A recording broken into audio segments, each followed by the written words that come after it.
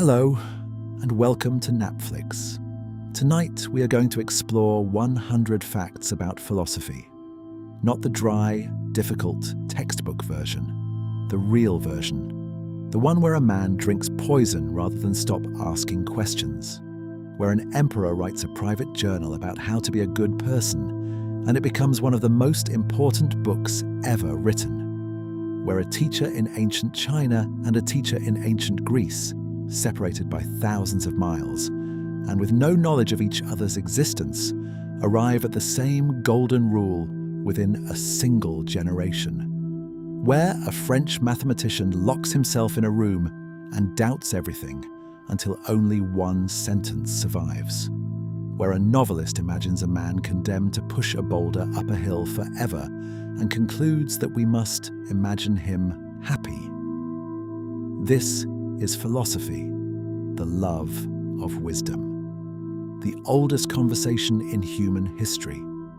The questions that have no final answers and that we have never, in 26 centuries, stopped asking. You do not need to stay awake for all of it. You do not need to remember any of it. Just let the words carry you. If your eyes grow heavy, let them close. If your mind begins to drift, let it drift. This is your time to rest, and if you enjoy what you hear, a like or subscribe helps others find their way here too. Now, let us begin. The word philosophy comes from ancient Greek. Philos means love. Sophia means wisdom. Philosophy is, literally, the love of wisdom. And it began roughly 2,600 years ago in the cities and colonies of ancient Greece, when a small number of people started asking a new kind of question. Not which god controls the rain, but what is rain actually made of? Not what do the myths say about the stars, but what are the stars and why do they move the way they do? These were questions that could not be answered by tradition, by authority, or by stories handed down from generation to generation. They required something new, reasoning, thinking carefully from first principles about how the world actually works. That shift from accepting inherited stories to demanding reasoned explanations is the moment philosophy was born. And every science, every system of ethics, every theory of government, every serious attempt to understand the human mind traces its lineage back to that moment. Thales of Miletus, who lived in what is now Western Turkey around 600 BC, is often called the first philosopher. His claim was simple and, by modern standards, wrong. He proposed that everything in the universe is made of water. Rivers, rocks, air, fire, living things, all of it, in his view, was water in different forms. He was incorrect. But the importance of Thales was not his answer, it was his method. He was the first person we know of who tried to explain the natural world using a natural explanation rather than a supernatural one. Before Thales, the question, why does the Nile flood, would have been answered with a story about gods. Thales asked the same question and looked for a physical cause. That single shift from divine explanation to natural explanation is the foundation on which all of science and all of philosophy is built. Thales was wrong about water. He was right about everything else. Socrates, who lived in Athens from roughly 470 to 399 BC, is one of the most famous philosophers who ever lived. And he never wrote a single word. Everything we know about his ideas comes from his students, primarily Plato, who wrote them down in the form of dialogues, conversations between Socrates and various Athenians. Whether Plato's dialogues accurately represent what Socrates actually said, or whether Plato put his own ideas into Socrates' mouth, is a question that scholars have debated for over 2,000 years. What is clear is that Socrates was a philosopher who lived his philosophy. He did not lecture. He did not write treatises. He walked through the streets of Athens and talked to people, asking them questions about things they thought they understood: justice, courage, beauty, virtue, and showing them, through careful questioning, that they did not understand these things nearly as well as they believed. Socrates' method of teaching was to ask questions rather than give answers. He would approach someone who claimed to know what justice was or what courage was and ask them to define it. When they offered a definition, he would find a counter-example. When they revised their definition, he would find another. The process continued until the person realized that they could not define the concept they had been so confident about, and that the truth was more complicated than they had assumed. This method, called the Socratic method, was not designed to humiliate. It was designed to reveal that genuine understanding requires much more careful thought than most people give it. The Socratic method is still used today, particularly in law schools, where professors question students relentlessly about the reasoning behind legal principles, forcing them to defend, revise, and sharpen their thinking in real time. Socrates was sentenced to death by the city of Athens in 399 BC. The charges were corrupting the youth and impiety, failing to honor the gods of the city.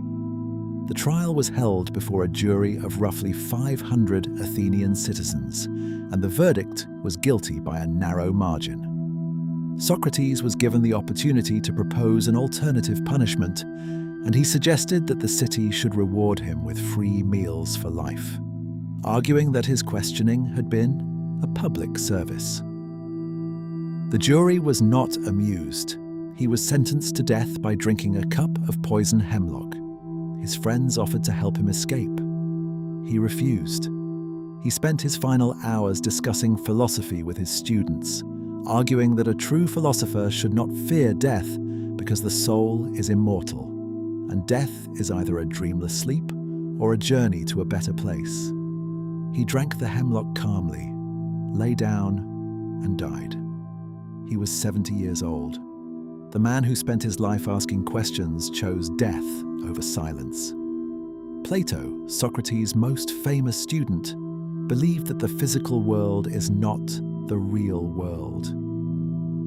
Everything you can see and touch, every tree, every stone, every human being is, in Plato's view, an imperfect copy of a perfect, eternal form that exists in a higher realm of reality. There is a perfect form of a circle which no drawn circle can ever match.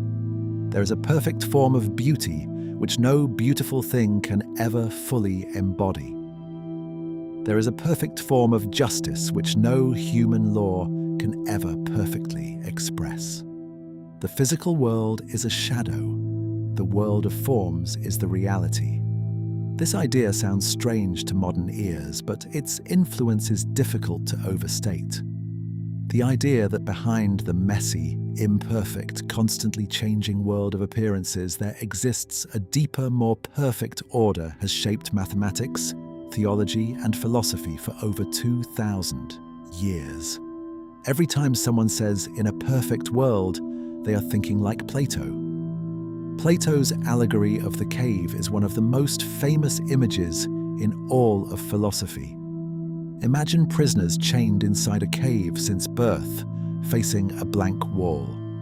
Behind them, a fire burns, and between the fire and the prisoners, people carry objects whose shadows are cast onto the wall. The prisoners have never seen anything else. They believe the shadows are reality. They give the shadows names. They discuss the shadows' movements. They consider themselves experts on the nature of the shadows. Now imagine one prisoner is freed. He turns around and sees the fire. The light hurts his eyes. He stumbles out of the cave and into the sunlight, which is blinding and painful. Slowly, his eyes adjust. He sees the real world for the first time. Trees, rivers, the sky, the sun. He realizes that everything he believed was reality was only a shadow of something far more vivid and true. Plato's point is that most people live in the cave. Philosophy is the process of turning around, enduring the pain of seeing clearly, and walking out into the light. Aristotle was Plato's student, but he disagreed with his teacher on the most fundamental question in philosophy: where is truth? Plato said, "Truth is in the world of forms, a realm of perfect, eternal ideas that exist beyond the physical world." Aristotle said truth is in the physical world itself, in the things you can observe, measure, and categorize. Aristotle did not look upward for perfect forms. He looked outward at the actual world. He dissected animals. He classified plants. He studied the constitutions of 158 Greek city-states. He wrote on logic, physics, biology, ethics, politics, poetry, and metaphysics. His approach, observation first, theory second, made him the father of empirical science. Where Plato was a poet of the abstract, Aristotle was a cataloguer of the real. Between them, they defined the two great tendencies of Western thought: the search for hidden perfection and the study of visible reality. Aristotle wrote on virtually everything. His surviving works, which are believed to be lecture notes rather than polished books, cover logic, physics, metaphysics, biology, ethics, politics, rhetoric, and poetics. He invented formal logic, the system of syllogisms that remained the foundation of logical reasoning for 2,000 years. He classified animals into groups that anticipated modern taxonomy. He analyzed the structure of tragedy and comedy in ways that still influence screenwriting and literary criticism today. He argued that happiness is not a feeling, but an activity, the activity of living well and doing well over a complete life. His influence on Western thought is so vast that for centuries he was referred to simply as the philosopher, as if no other philosopher needed to be named. Thomas Aquinas built Catholic theology on Aristotle's framework. Islamic scholars preserved and extended his work during the centuries when it was lost in Europe. Aristotle did not just contribute to Western civilization, he helped build it. The ancient Stoics taught that you cannot control what happens to you, but you can control how you respond to it, and that this inner freedom is the only freedom that truly matters. Stoicism was founded by Zeno of Citium around 300 BC in Athens, and it became one of the most influential philosophical schools in the ancient world. The Stoics believed that the universe is governed by rational principles, that virtue is the highest good, and that emotional suffering is caused not by events themselves, but by our judgments about those events. A storm does not make you anxious.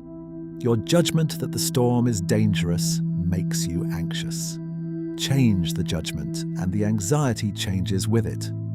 This does not mean the Stoics were cold or emotionless.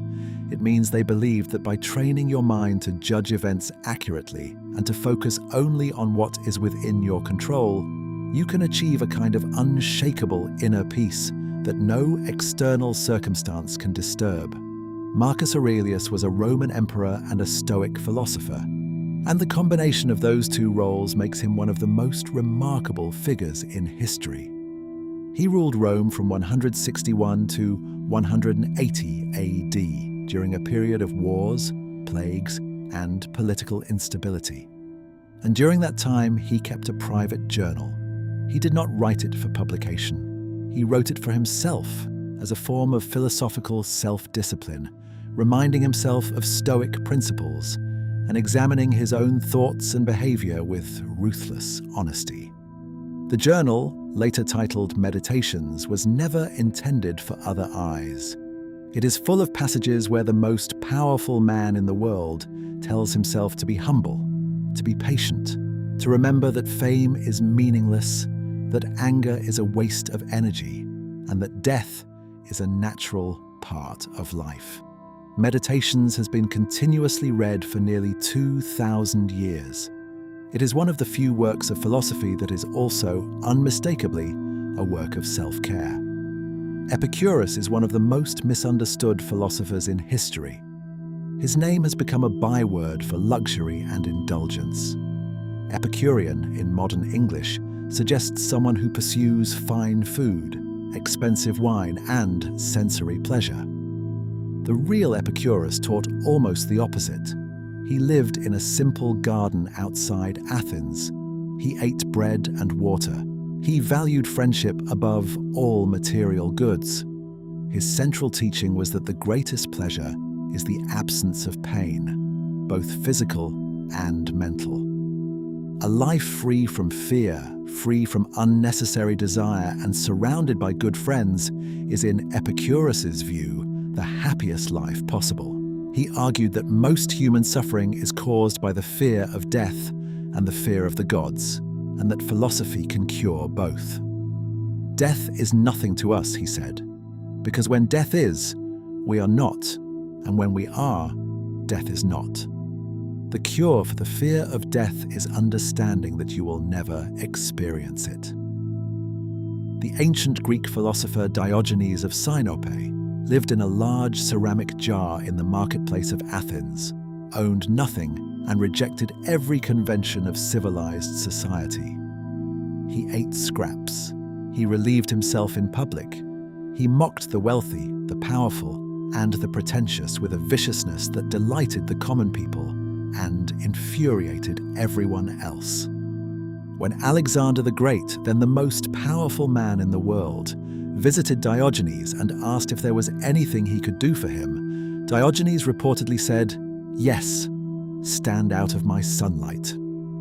Alexander, impressed, is said to have remarked that if he were not Alexander, he would wish to be Diogenes. Diogenes' philosophy, called cynicism, held that civilization is a trap, that social conventions are arbitrary, and that true freedom means needing nothing that can be taken away. He was philosophy stripped to the bone. No books, no school, no possessions, just a man living as proof that you need almost nothing to be free. Heraclitus, who lived in the Greek city of Ephesus around 500 BC, said that you cannot step into the same river twice. The water that was there a moment ago has flowed downstream and been replaced by new water. The river you step into the second time is not the same river, and you are not the same person either. Your cells have changed, your thoughts have shifted. The you of this moment is not identical to the you of a moment ago. Heraclitus's point was not about rivers, it was about reality. Everything changes, everything flows, nothing stays the same.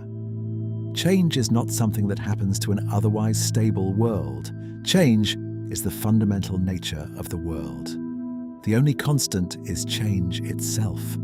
This idea, which Heraclitus expressed in dense poetic fragments that earned him the nickname the Obscure, influenced philosophy for millennia and anticipated ideas in modern physics about the dynamic, ever-changing nature of the universe. Parmenides, who lived in the Greek colony of Elea in southern Italy at roughly the same time as Heraclitus, argued the exact opposite. Change, Parmenides said, is an illusion. Reality is one single, unchanging, eternal thing. Movement is impossible because for something to move, it would have to pass through empty space. And empty space is nothing, and nothing does not exist. Therefore, there is no empty space. Therefore, nothing can move. Therefore, change is impossible. The world of appearances, where things seem to move and change and come into being and pass away, is a trick of the senses. True reality, accessible only through reason, is permanent, unchanging, and whole. The debate between Heraclitus and Parmenides, between the philosopher of change and the philosopher of permanence, is one of the oldest in philosophy. It has never been fully resolved. And in some form, it is still being fought in physics departments today. Pythagoras, famous for his mathematical theorem about right-angled triangles, was also a philosopher who believed that numbers are the fundamental nature of reality. He led a philosophical community in southern Italy whose members followed strict rules. They shared all property, practiced vegetarianism, and believed in the transmigration of souls, the idea that after death the soul is reborn in another body, possibly human, possibly animal. Pythagoras believed that the universe is built on mathematical harmony, that the movements of the planets produce a kind of music, the music of the spheres, that is too constant and too perfect for human ears to hear. His conviction that the deepest truths about reality are mathematical has proven remarkably durable.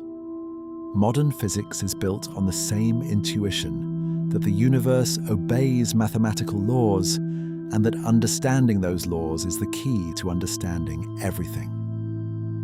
Zeno of Elea, a student of Parmenides, created a series of paradoxes that are still discussed in philosophy and mathematics today. The most famous is the paradox of Achilles and the tortoise. Achilles, the fastest runner in Greece, gives a slow tortoise a head start in a race. Before Achilles can overtake the tortoise, he must first reach the point where the tortoise started. But by the time he gets there, the tortoise has moved forward. He must now reach that new point, but again, the tortoise has moved. This process repeats infinitely. Achilles always has to reach where the tortoise was, and the tortoise always moves forward. Logically, Achilles can never overtake. In practice, of course, Achilles passes the tortoise easily. The paradox is a challenge to our understanding of infinity, motion, and the relationship between mathematical reasoning and physical reality. It took over 2,000 years and the development of calculus to provide a mathematical resolution, and some philosophers argue that even calculus does not fully answer the philosophical question Zeno raised. Confucius lived in China from roughly 551 to 479 BC, almost exactly contemporary with the early Greek philosophers. He was not a metaphysician asking what reality is made of. He was a moral philosopher asking how to live well and how to build a just society. His answer was rooted in relationships, rituals, and character. A well-ordered society, Confucius taught, begins with well-ordered individuals. If a person cultivates virtue, respects their elders, educates themselves, and fulfills their duties to family and community, then society will naturally become harmonious. The 5 key relationships in Confucian thought are ruler and subject, parent and child, husband and wife, elder brother and younger brother, and friend and friend. Each relationship carries mutual obligations. Authority comes with responsibility. Obedience comes with care. Confucius' teachings, collected in the Analecta, became the moral and philosophical foundation of Chinese civilization for over 2,000 years. Confucius said, "Do not do to others what you would not want done to yourself." This principle, known as the Golden Rule, appeared independently in multiple philosophical and religious traditions around the world, often within a few centuries of each other. In Judaism, Rabbi Hillel said, "What is hateful to you, do not do to your neighbor." That is the whole Torah. The rest is commentary.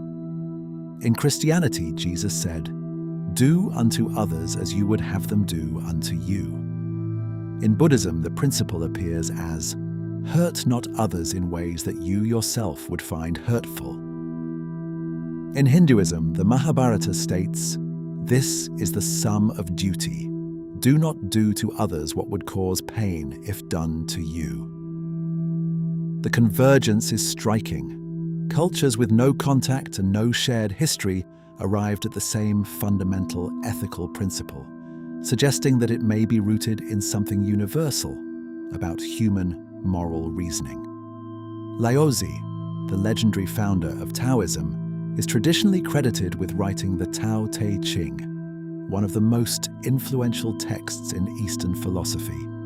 The book is short, roughly 5,000 characters in Chinese, and it can be read in an hour. It has been translated more times than almost any other text except the Bible. Its opening line is one of the most famous in philosophy. The Tao that can be told is not the eternal Tao. The Tao, which translates roughly as the way, is the fundamental nature of reality.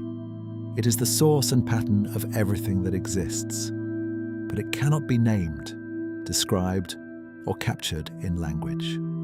The moment you define it, you have missed it. The Tao Te Ching teaches through paradox, contradiction, and imagery rather than through argument. Water is its favorite metaphor, soft, yielding, taking the shape of whatever contains it, and yet over time it wears away the hardest stone. The softest thing in the world overcomes the hardest. That is the way of the Tao.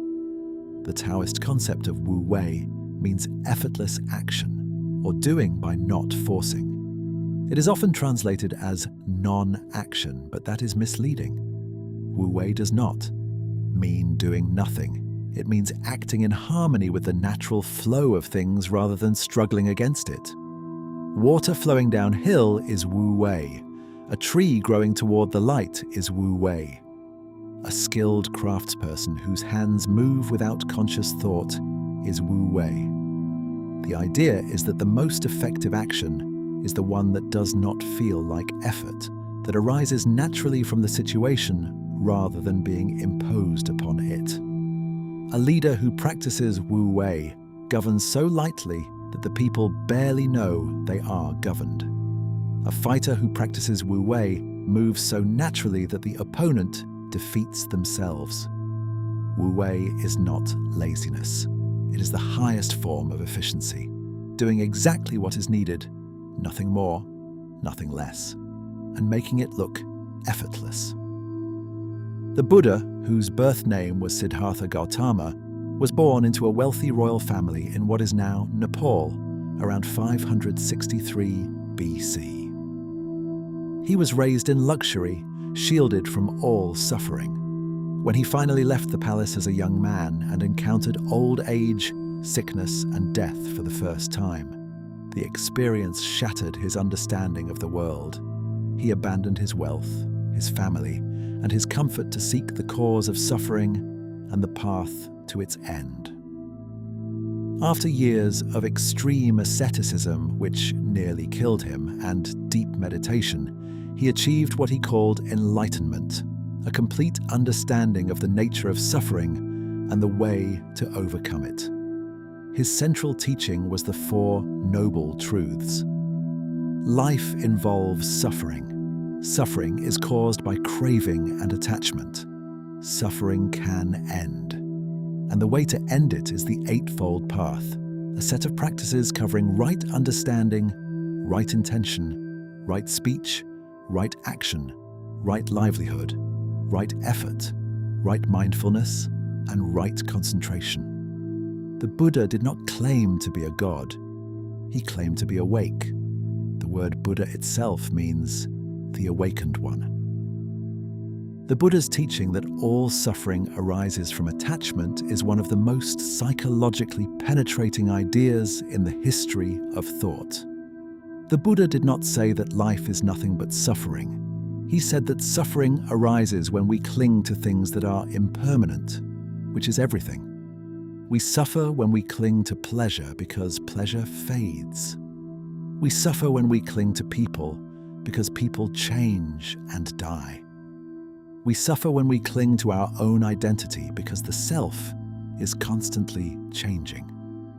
The path to the end of suffering is not the elimination of desire, but the loosening of attachment, learning to experience life fully without grasping, to enjoy things without needing them to last. The middle way, the path the Buddha recommended, avoids both extreme indulgence and extreme self-denial. It is a life of balance, mindfulness, and compassion. 2,500 years after the Buddha sat beneath a tree and understood these things, his teaching remains one of the most widely practiced philosophical systems on earth. Ancient Indian philosophy produced a richness and diversity of thought that rivals anything in the Western tradition. The 6 orthodox schools of Hindu philosophy, called the Shad Darshanas, include Vedanta, which explores the nature of ultimate reality; Yoga, which provides a systematic path to liberation through mental and physical discipline; Samkhya, which distinguishes between consciousness and matter; Nyaya, which develops formal logic and epistemology; Vaisheshika, which analyzes the nature of atoms and categories of being; and Mimamsa, which examines the nature of duty and ritual. Beyond the orthodox schools, the heterodox traditions of Buddhism, Jainism, and the materialist Charvakas challenged and enriched the philosophical landscape further. Indian philosophers debated questions about the nature of the self, the existence of God, the structure of reality, the foundations of knowledge, and the nature of consciousness. Centuries before, similar questions arose in Europe. The history of philosophy is not a Western story. It is a human story, and India is one of its oldest and deepest chapters. The Upanishads, ancient Indian philosophical texts dating to roughly 800 BC, contain one of the most profound ideas in the history of thought: that Atman, the true self, is identical to Brahman, the ultimate reality of the universe. This is expressed in the phrase Tattvam Asi, which translates as "Thou art that." The idea is that the deepest part of you, the awareness beneath your thoughts, beneath your personality, beneath your name and your history, is not separate from the universe. It is the universe. The distinction between self and world, between subject and object, between the one who observes and the thing observed, is, in this view, an illusion. At the deepest level, there is only one reality, and you are it. This idea influenced not only Indian philosophy and religion, but eventually reached the West, where it resonated with thinkers from Schopenhauer to Erwin Schrödinger, the physicist who helped found quantum mechanics and who kept a copy of the Upanishads by his bedside. The trolley problem is one of the most famous thought experiments in philosophy. Imagine a runaway trolley is heading down a track toward 5 people who cannot move. You are standing beside a lever that will divert the trolley onto a different track, where it will kill 1 person instead of 5. Should you pull the lever? Most people say yes. 1 death is better than 5. The mathematics seems clear. But now, change the scenario. You are standing on a bridge above the tracks. The only way to stop the trolley is to push a large man off the bridge and onto the track below, where his body will stop the trolley and save the 5 people. Should you push him? Most people say no, even though the outcome is identical. 1 person dies to save 5. The trolley problem reveals that our moral intuitions are not purely mathematical. Something about using a person as a physical tool, about pushing rather than pulling a lever, feels fundamentally different.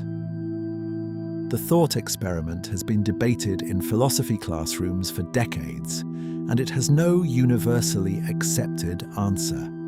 It was not designed to have one. It was designed to expose the gap between what we believe and what we can justify. The ship of Theseus is a puzzle about identity that is over 2,000 years old. The Athenians preserved the ship on which the legendary hero Theseus was said to have sailed.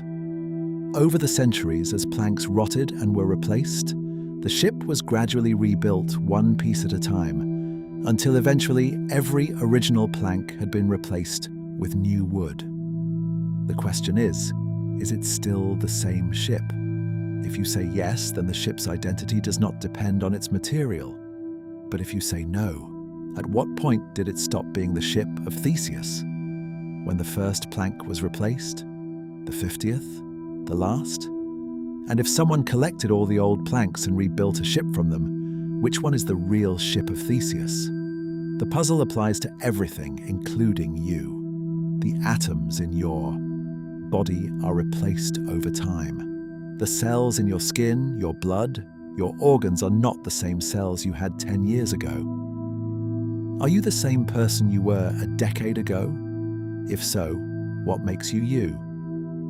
René Descartes, a French philosopher and mathematician, sat alone in a room in the winter of 1639 and decided to doubt everything he could possibly doubt.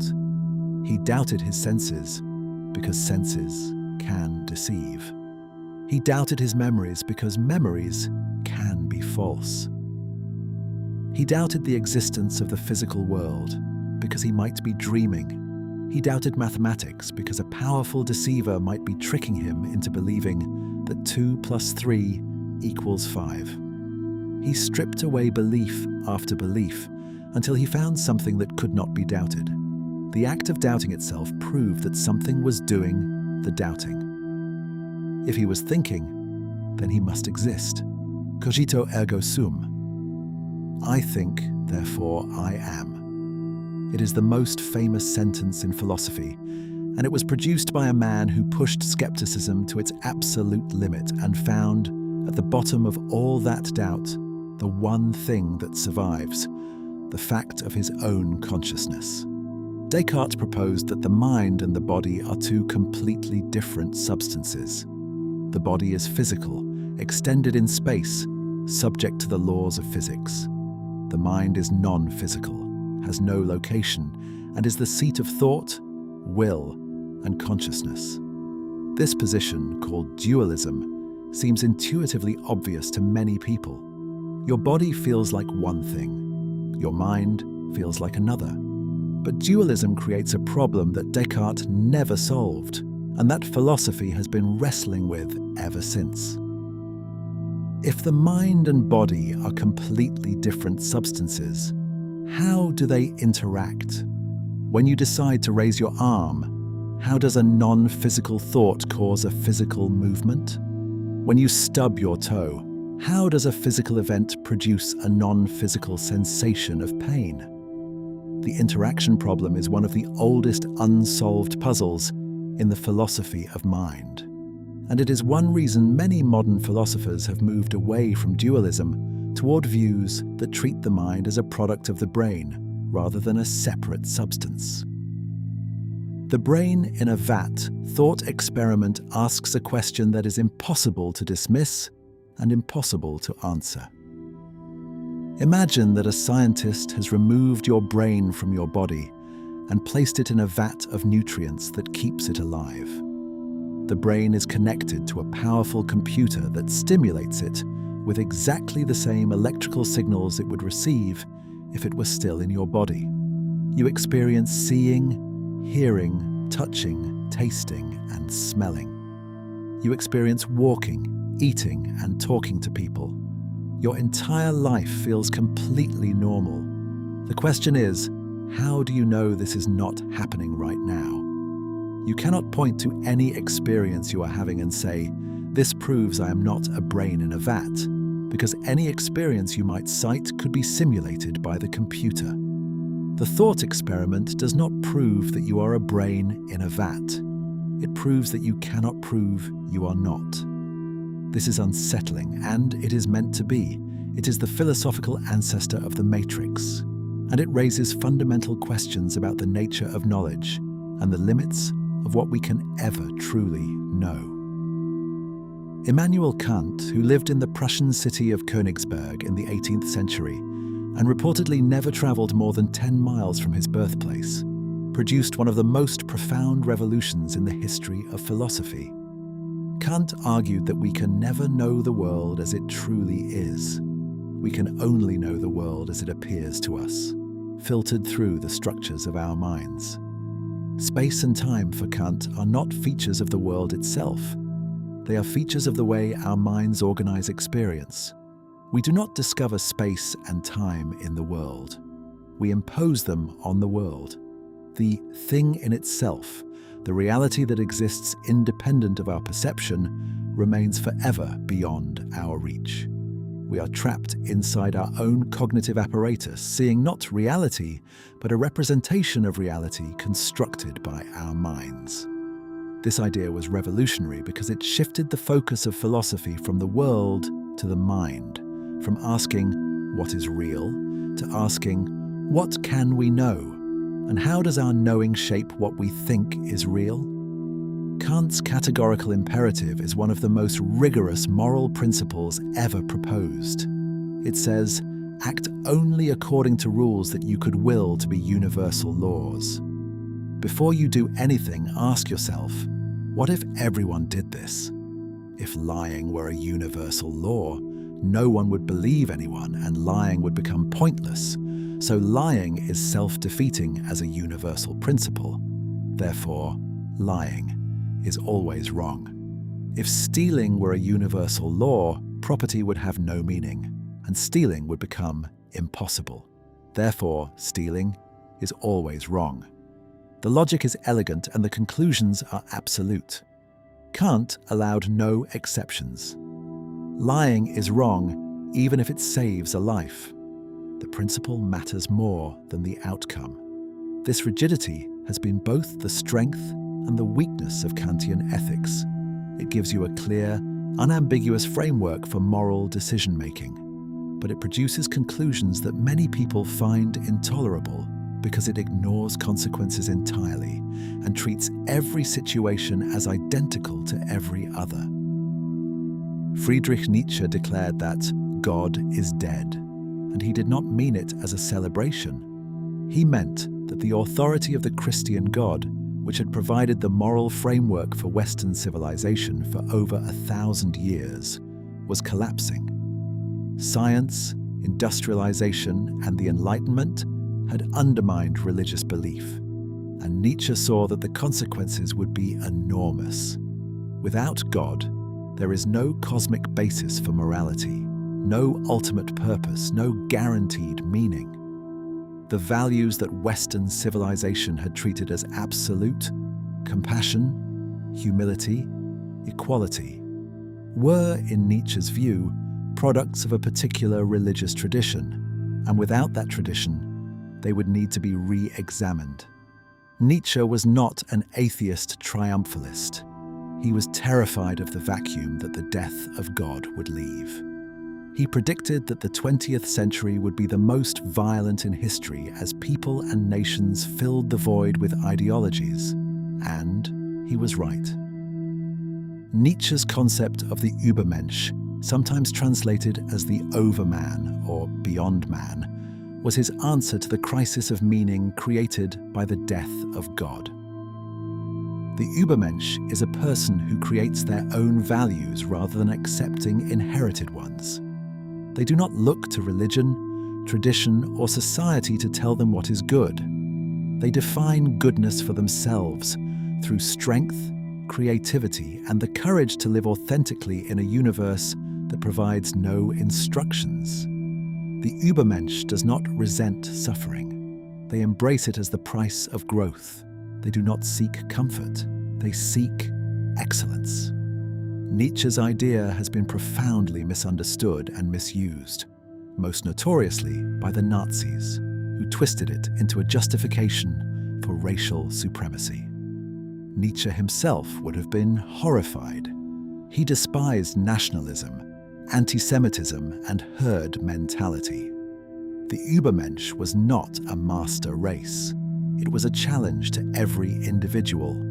Can you create meaning in a meaningless universe? Nietzsche proposed the thought experiment of eternal recurrence.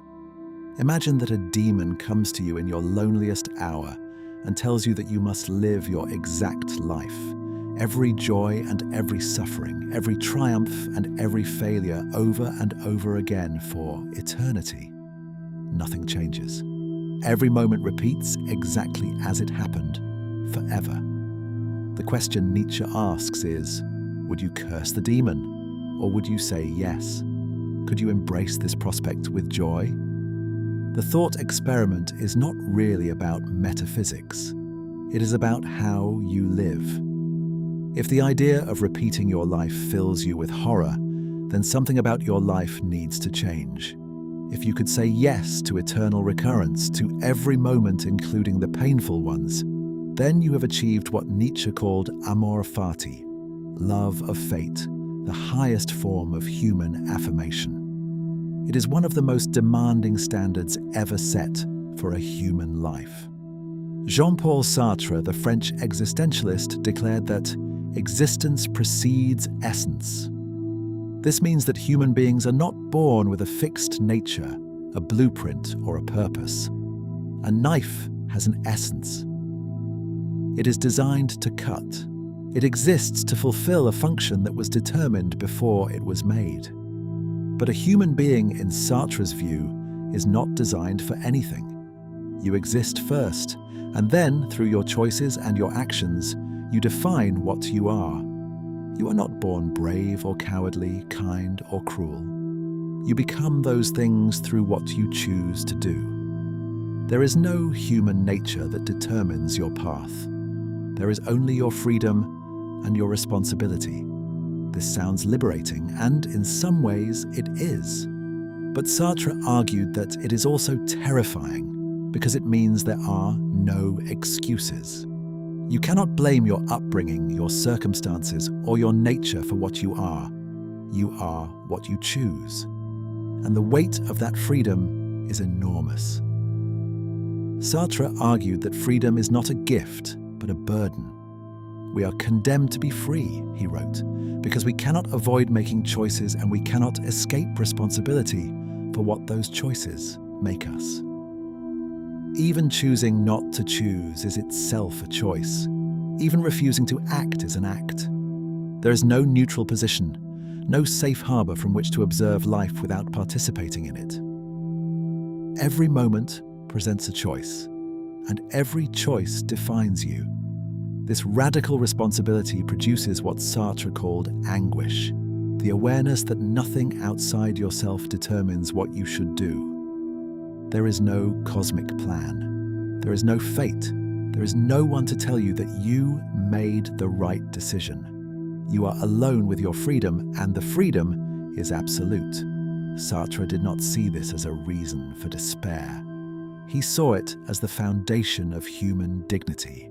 To be free is to be responsible, and to be responsible is to be fully, inescapably human. Simone de Beauvoir, Sartre's lifelong partner and one of the most important philosophers of the 20th century, wrote The Second Sex in 1949 and argued that one is not born but rather becomes a woman. Her point was that the roles, behaviors, and expectations assigned to women are not determined by biology but constructed by society. Women are taught to be passive, nurturing and deferential, not because these qualities are natural, but because a patriarchal society has defined femininity in these terms.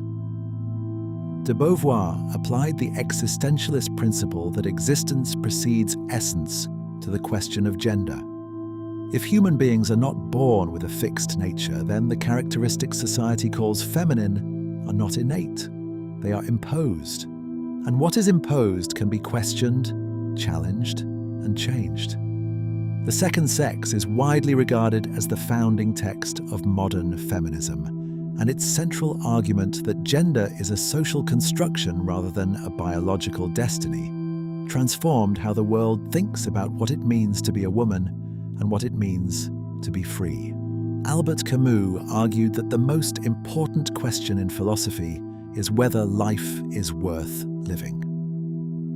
In his essay, The Myth of Sisyphus, published in 1942, Camus confronted what he called the absurd, the gap between the human desire for meaning and the universe's complete silence on the subject.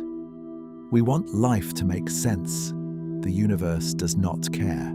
This collision between our need and the world's indifference is the absurd, and Camus argued that acknowledging it honestly, without pretending that life has a guaranteed purpose, is the starting point for living authentically. The myth of Sisyphus provided his central image. Sisyphus, condemned by the gods to push a boulder up a hill only to watch it roll back down forever, is, in Camus' view, a metaphor for the human condition. The task is meaningless. The repetition is eternal. And yet, Camus concludes with one of the most extraordinary lines in philosophy. One must imagine Sisyphus happy. The happiness comes not from the task, but from the defiance, the refusal to be defeated by absurdity, the choice to keep pushing the boulder anyway. John Stuart Mill's utilitarianism is one of the most influential moral theories ever proposed. Its central principle is simple. The right action is the one that produces the greatest happiness for the greatest number of people. Happiness in Mill's framework means pleasure and the absence of pain. The morality of an action is determined entirely by its consequences, by how much happiness it produces and how much suffering it prevents. This sounds straightforward, but the calculations can be agonizing. Should you sacrifice one person to save 5? Utilitarian mathematics says yes. Should you punish an innocent person if doing so would prevent a riot? The calculation might say yes. Mill was aware of these difficulties, and he introduced a distinction between higher and lower pleasures. Intellectual pleasures, moral satisfaction, and the appreciation of art are higher pleasures. Physical pleasures are lower. A smaller amount of a higher pleasure is worth more than a larger amount of a lower one. It is better to be Socrates dissatisfied, Mill wrote, than a fool satisfied. Thomas Hobbes, writing in the 17th century during the English Civil War, asked what life would be like without government, without law, without any authority to keep people in check. His answer was bleak. Without a sovereign power to enforce rules, human life would be solitary, poor, nasty, brutish, and short. People would be in a constant state of war, not necessarily fighting all the time, but always ready to fight, always suspicious, always afraid. Hobbes argued that rational people would agree to give up some of their natural freedom in exchange for security. They would submit to a sovereign, a king, or a government who would have absolute power to enforce the peace. This agreement, which Hobbes called the social contract, is the foundation of political authority. Government does not exist because God ordained it. Government exists because people chose it, preferring order to chaos, safety to freedom. Hobbes's vision of human nature is dark, but his argument for government is remarkably practical. We need rules because without them, life is intolerable.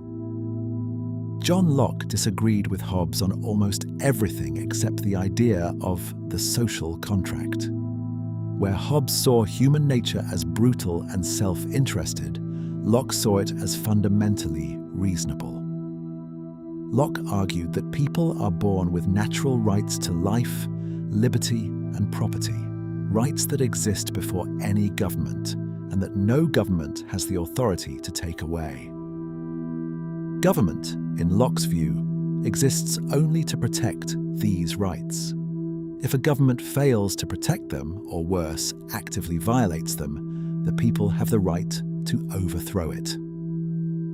This was a revolutionary idea in an age of absolute monarchy, and it directly influenced the American Declaration of Independence, which echoes Locke's language almost verbatim: life, liberty, and the pursuit of happiness.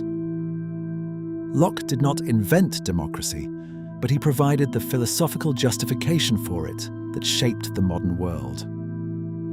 Jean-Jacques Rousseau opened his most famous work, The Social Contract, with one of the most dramatic sentences in political philosophy. Man is born free, and everywhere he is in chains. Rousseau believed that human beings are naturally good, and that it is civilization with its inequality, competition, and artificial social structures that corrupts them. In the state of nature, before organized society, people were innocent, self-sufficient, and content.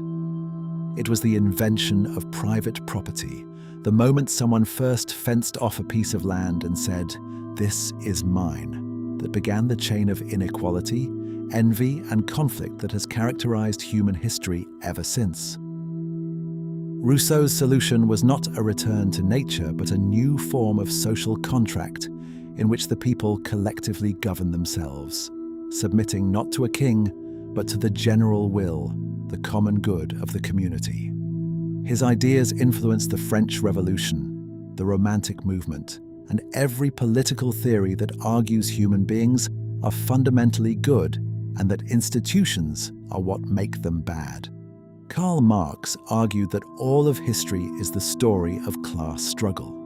In every society, there are those who own the means of production, the factories, the land, the tools, and those who work for them. The owners, whom Marx called the bourgeoisie, extract profit by paying workers less than the value of what they produce. The workers, the proletariat, sell their labor because they have no other choice. This exploitation, Marx argued, is not an accident or a moral failing. It is the structural logic of capitalism. The system requires it. Marx predicted that the contradictions of capitalism, overproduction, falling wages, recurring crises, would eventually become so severe that the workers would rise up, seize the means of production, and establish a classless society. His predictions about revolution were partially fulfilled and partially wrong. His analysis of capitalism's tendency toward inequality and crisis has proven remarkably durable. No thinker in the last 2 centuries has been more debated, more vilified, more misused, or more relevant. Søren Kierkegaard, a Danish philosopher writing in the 1840s, is often called the father of existentialism. He argued that the most important truths are subjective and personal, that no amount of objective knowledge, no system of philosophy, no scientific theory can tell you how to live your life. Kierkegaard was reacting against Hegel, the dominant philosopher of his time, who had built an enormous system claiming to explain all of history and all of reality through a single logical framework. Kierkegaard thought this was absurd. You cannot understand what it means to be a human being by building a system. You understand it by existing, by making choices, by confronting anxiety and uncertainty and death. The truths that matter most, the existence of God, the meaning of love, the reality of despair, are truths you must experience, not truths you can prove.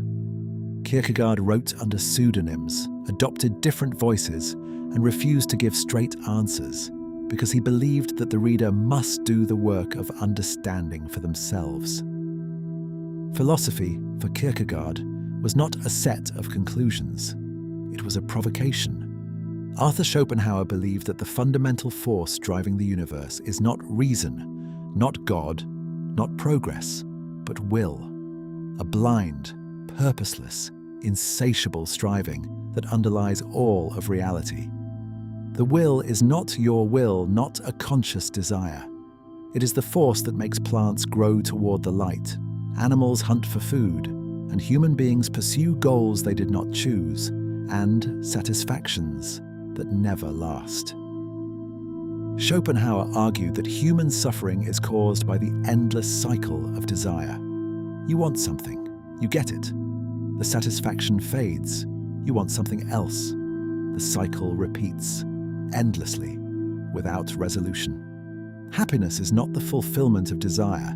It is at best a temporary pause in the suffering that desire creates. Schopenhauer's philosophy is dark, and he was a difficult and unpleasant man by most accounts. But his analysis of desire and suffering anticipated both Buddhist philosophy, which he admired, and Freud's theory of the unconscious drives that govern human behavior beneath the surface of rational thought. Simone Weil, the French philosopher and mystic who died at the age of 34, argued that attention is the rarest and purest form of generosity.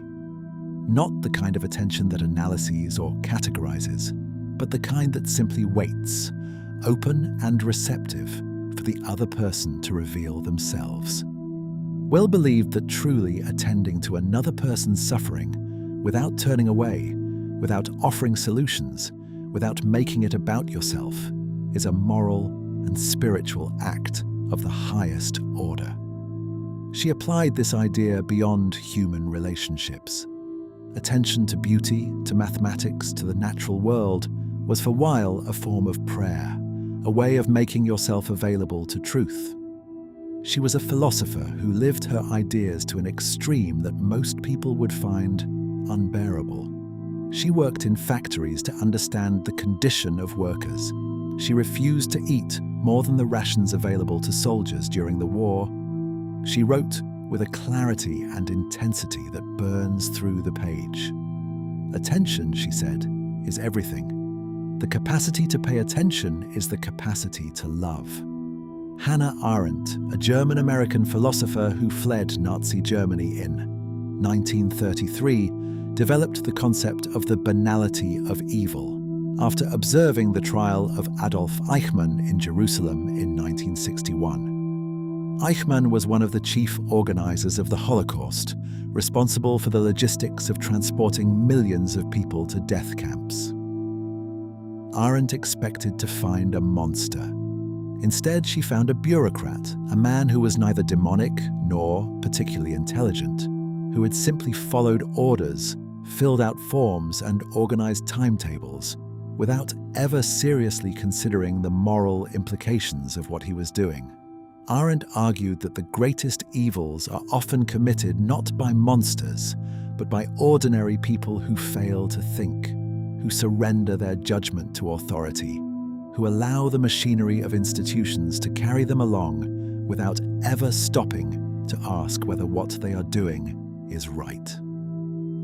The banality of evil is not a claim that evil is trivial. It is a warning that evil can be committed by people who are, in every other respect, terrifyingly ordinary. The hard problem of consciousness is considered by many philosophers to be the deepest unsolved problem in all of philosophy. It asks a question that sounds simple, but has resisted every attempt at a satisfactory answer. Why does it feel like something to be you? Science can explain which brain processes correlate with consciousness. It can map neural activity, identify the regions involved in perception and emotion, and describe the chemical processes that accompany thought. But none of this explains why physical processes in a lump of grey matter produce subjective experience: the redness of red, the taste of coffee, the feeling of being alive and aware. You could, in principle, build a robot that behaves exactly like a conscious person, responding to stimuli, reporting feelings, acting in every way as if it were aware.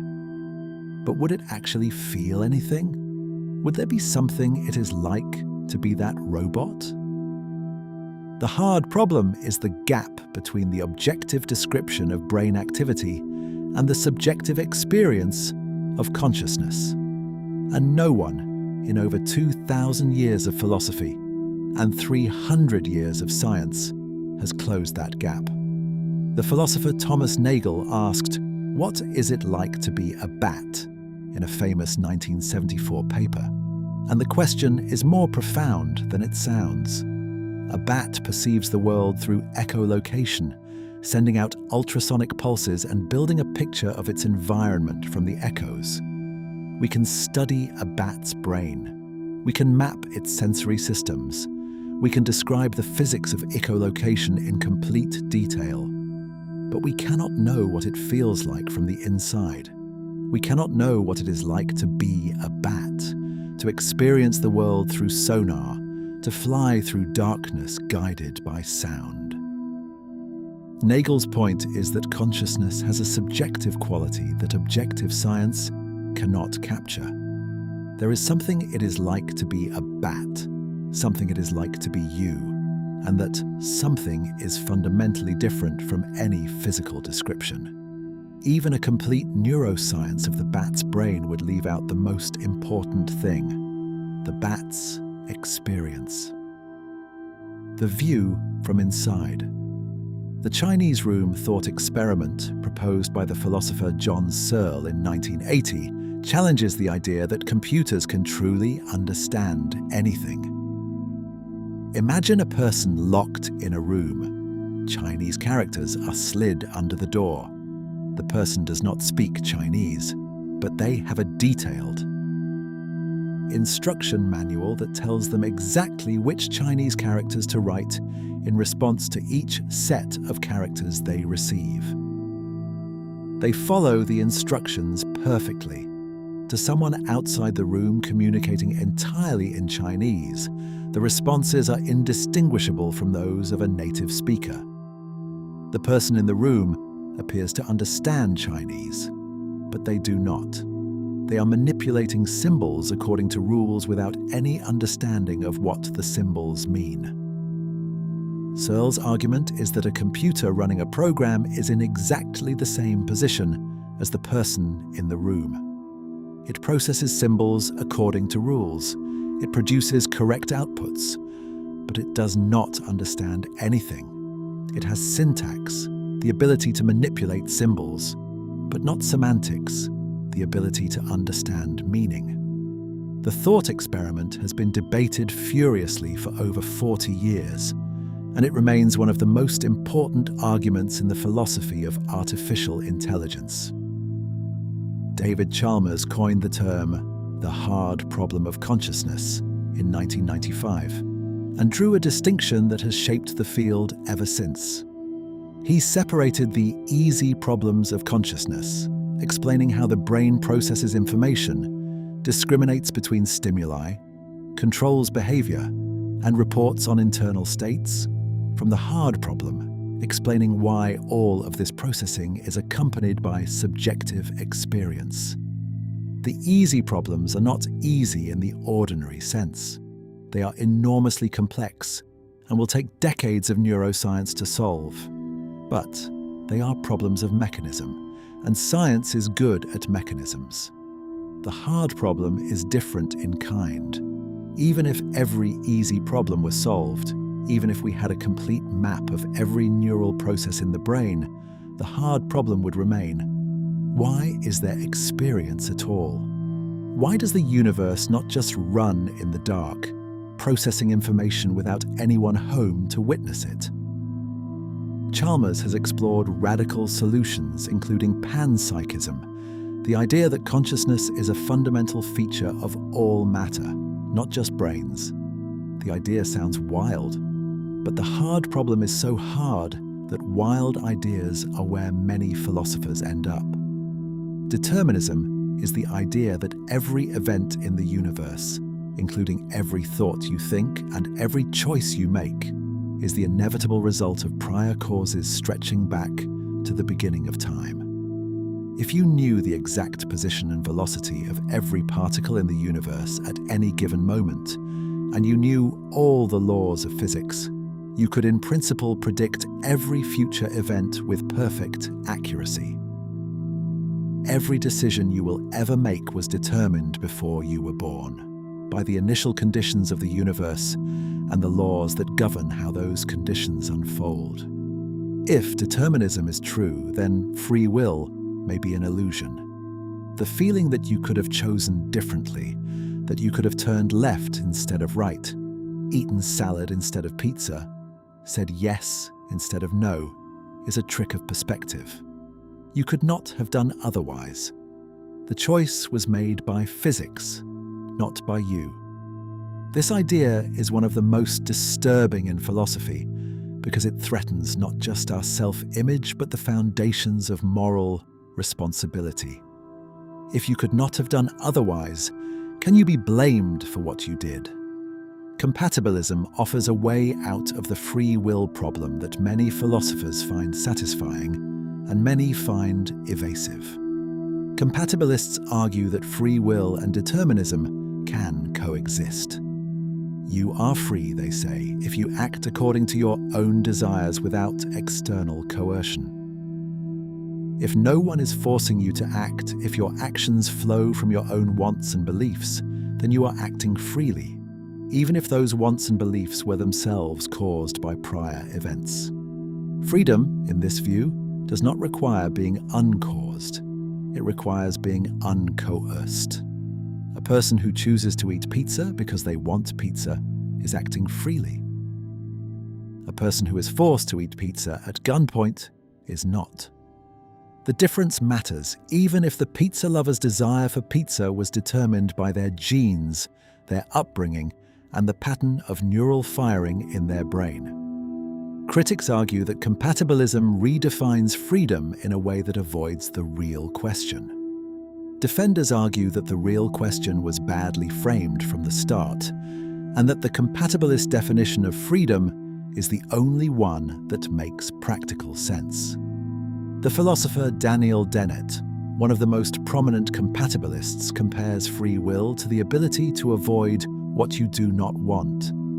A bird is free when it can fly away from a predator. A person is free when they can act on their own reasons without interference. This kind of freedom is real, valuable, and perfectly compatible with a deterministic universe. Dennett argues that the libertarian notion of free will, the idea that your choices are somehow uncaused, floating free from the chain of prior events, is not only unnecessary but incoherent. An uncaused choice would be random, not free. What we actually mean by freedom, Dennett suggests, is the capacity to consider options, weigh consequences, and act on our own judgments. This capacity is a product of evolution, of the extraordinary complexity of the human brain, and it is exactly the kind of freedom worth wanting. The problem of evil is one of the oldest and most debated questions in philosophy. If God is all-powerful, all-knowing and all-good, why does suffering exist? An all-powerful God could prevent suffering. An all-knowing God would know that suffering exists. An all-good God would want to prevent it. Yet suffering exists in enormous quantities, afflicting the innocent, the young, and the helpless. This apparent contradiction has generated more philosophical writing than almost any other question. The responses are called theodicies, attempts to justify God's goodness in the face of evil. Some argue that evil is necessary for free will, that a world without the possibility of wrongdoing would be a world without genuine choice. Some argue that suffering builds character, and that a world without struggle would produce no growth. Some argue that human beings cannot comprehend God's reasons, and that apparent evil serves a larger purpose we cannot see. None of these responses has achieved universal acceptance. The problem remains open. Leibniz, the German philosopher and mathematician who independently invented calculus at roughly the same time as Newton, argued that this is the best of all possible worlds. His reasoning was logical. An all-knowing God would have considered every possible universe before creating one. An all-good God would have chosen the best option. Therefore, whatever universe God created must be the best one available. The evil and suffering that exist are not evidence against God's goodness. They are evidence that every alternative universe contains even more evil and suffering. This world, with all its pain, is still better than every other world that could have existed. Voltaire found this idea so absurd that he wrote an entire novel mocking it. Candide follows a naive young man through an escalating series of catastrophes, earthquakes, wars, disease, slavery, each one met with his tutor's cheerful insistence that all is for the best in the best of all possible worlds. Voltaire's satire did not refute Leibniz's logic. It simply placed it next to the reality of human suffering and let the contrast speak for itself. The veil of ignorance is a thought experiment proposed by the political philosopher John Rawls in 1971. Rawls asks you to imagine that you are designing a society from scratch. You get to decide the rules, the laws, the distribution of wealth, the structure of government. But there is one condition. You do not know what position you will occupy in the society you are designing. You do not know if you will be rich or poor, healthy or disabled, from a majority group or a minority, talented or average. You are behind a veil of ignorance that hides all information about your particular circumstances. Rawls argued that behind this veil, rational self-interest would lead you to design the fairest society possible because you would want to protect yourself against the worst outcomes. You would not design a society with extreme inequality because you might end up at the bottom. You would ensure basic rights, equal opportunities, and a safety net for the least advantaged. The veil of ignorance is a tool for stripping away bias and self-interest from moral reasoning. It asks, what would you choose if you did not know who you were going to be? Peter Singer's effective altruism argues that if you can prevent suffering without sacrificing anything of comparable moral importance, you are morally obligated to do so. Singer illustrates this with the drowning child argument. If you walk past a shallow pond and see a child drowning, and you can save the child by wading in, ruining your expensive shoes, but facing no danger yourself, would you do it? Almost everyone says yes. Singer then asks, if you are morally obligated to save a drowning child in front of you, why are you not equally obligated to save a child dying of a preventable disease in another country, when the cost of saving them is no greater than the cost of a pair of shoes? The distance should not matter. The visibility should not matter. The obligation, Singer argues, is the same. Most people in wealthy nations could do vastly more to reduce global suffering than they currently do, and the failure to do so is, in Singer's framework, a moral failure as real as walking past the drowning child. The categorical imperative and utilitarianism represent two fundamentally different approaches to moral reasoning, and they often give different answers to the same question.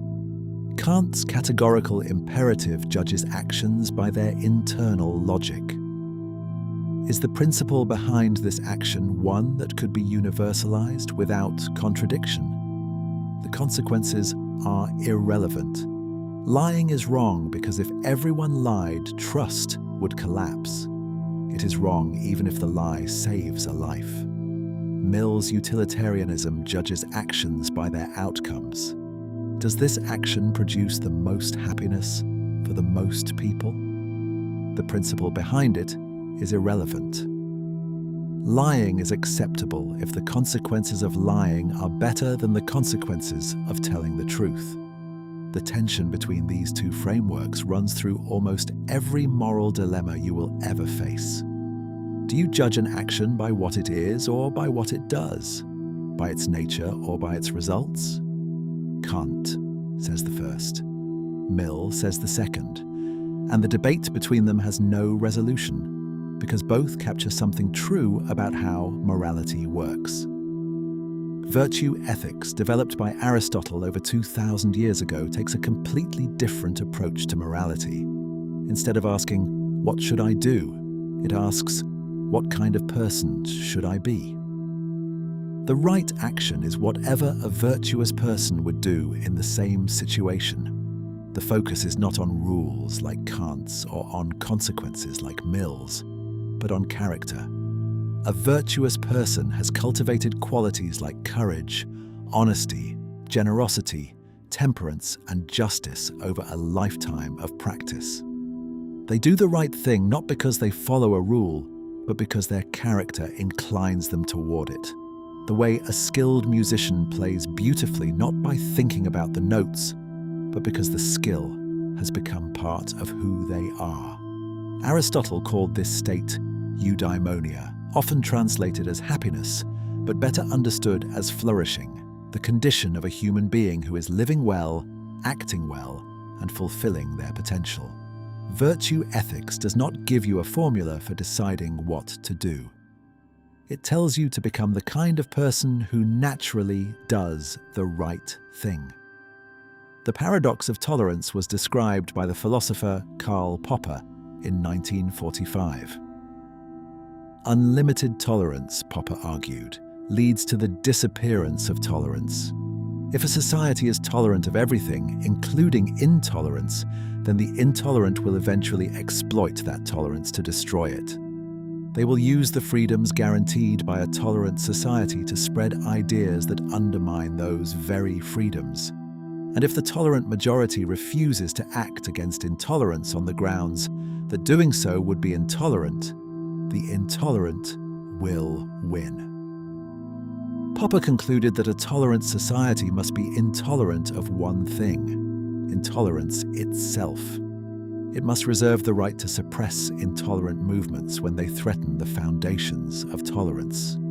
This is not a contradiction. It is a necessary condition for the survival of an open society.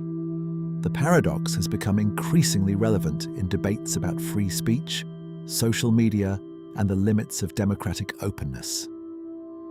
Ludwig Wittgenstein argued that the limits of your language are the limits of your world.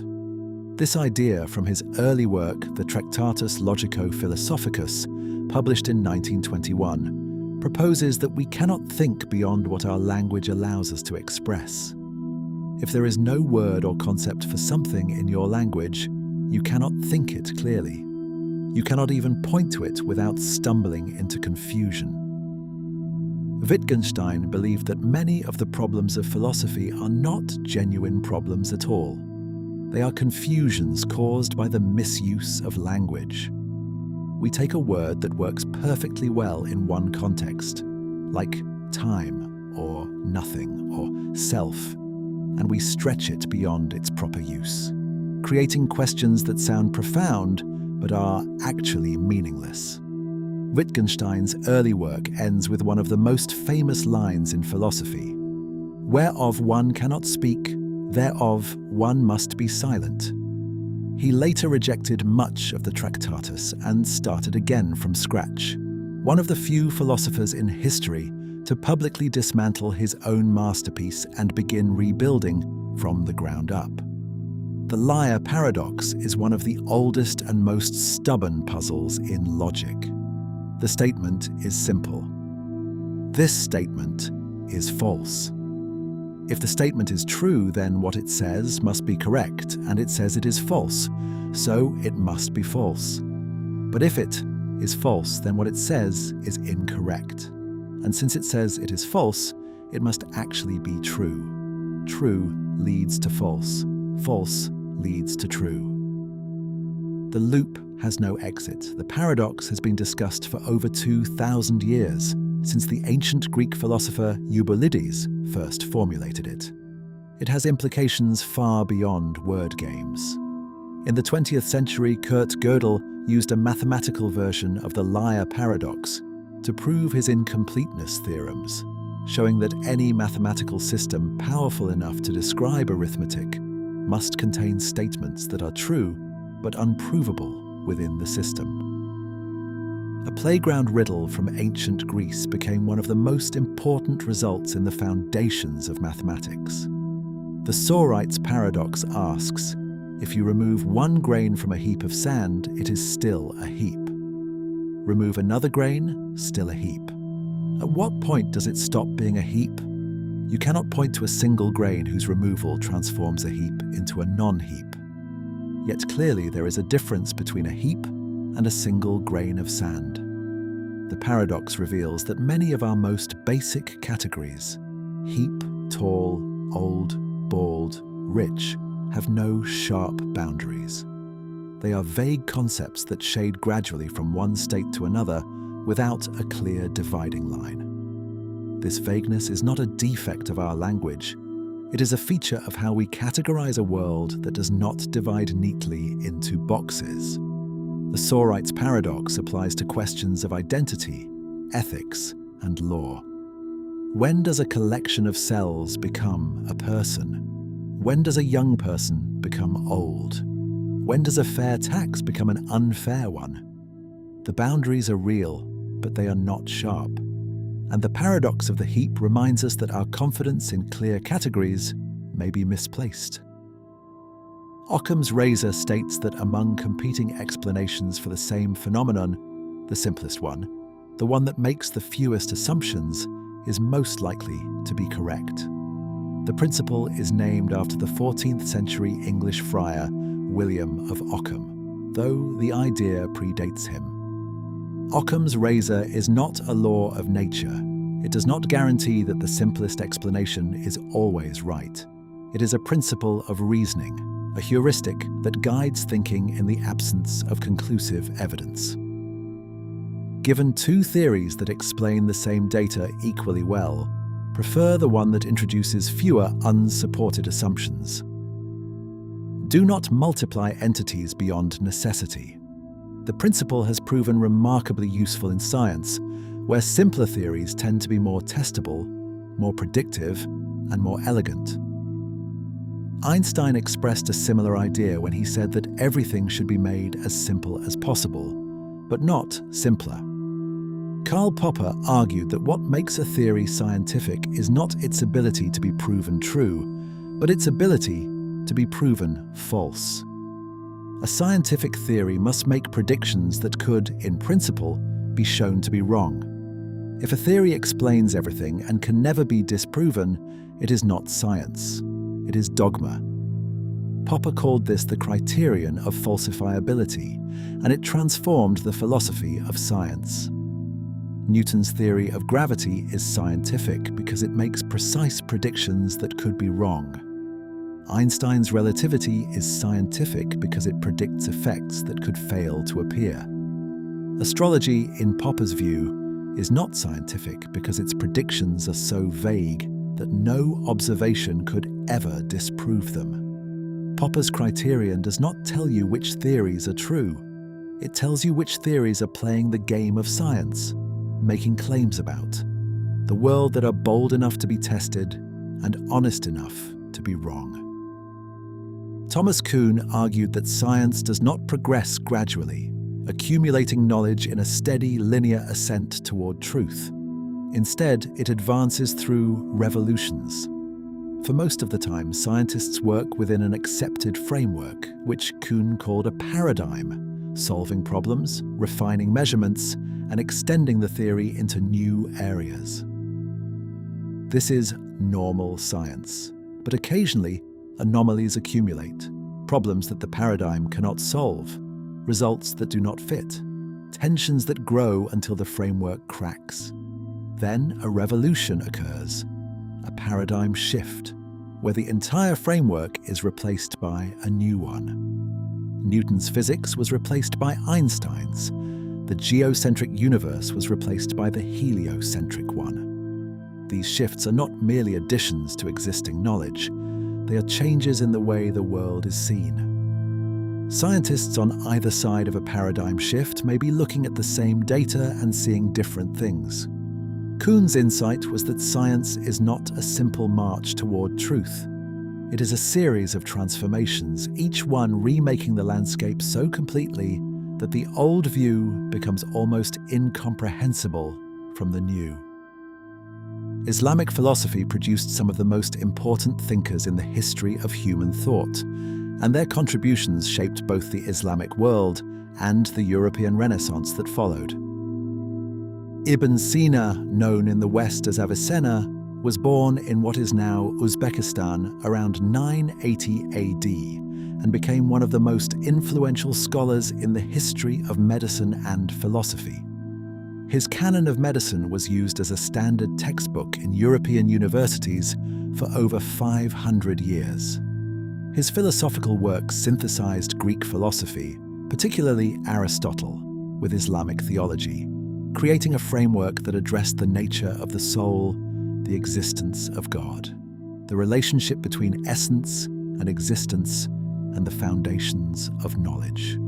Ibn Sina argued that existence is the most fundamental concept in philosophy, that God is the necessary being whose existence requires no cause, and that the human soul is an immaterial substance that survives the death of the body. His thought influenced Thomas Aquinas, Duns Scotus, and virtually every major philosopher of the medieval period, both in the Islamic world and in Christian Europe. Ibn Rushd, known in the West as Averroes, was born in Córdoba, Spain in 1126, and he became the most important commentator on Aristotle in the medieval world. His detailed commentaries on Aristotle's works were so thorough and so influential that he was referred to in European universities simply as the commentator, just as Aristotle was called the philosopher. Ibn Rushd argued that philosophy and religion are two different paths to the same truth. Reason and faith are not enemies. They are complementary ways of understanding the same reality, and where they appear to conflict, the conflict is caused by a misunderstanding of one or the other. This position was controversial in his own time and remains relevant today. His insistence that reason has its own authority, independent of Scripture, was radical in the 12th century, and it helped lay the groundwork for the intellectual independence that would characterize the European Enlightenment 5 centuries later. Al-Ghazali, the Islamic philosopher, theologian, and mystic, wrote The Incoherence of the Philosophers in 1095, one of the most important critiques of philosophical reasoning ever produced. Al-Ghazali challenged the certainty of the philosophers, particularly Ibn Sina, arguing that their logical proofs for the eternity of the world, the nature of God, and the impossibility of bodily resurrection were not as airtight as they claimed. He did not reject reason entirely. He rejected the claim that reason alone could reach the highest truths. Some truths, he argued, are accessible only through spiritual experience and divine revelation.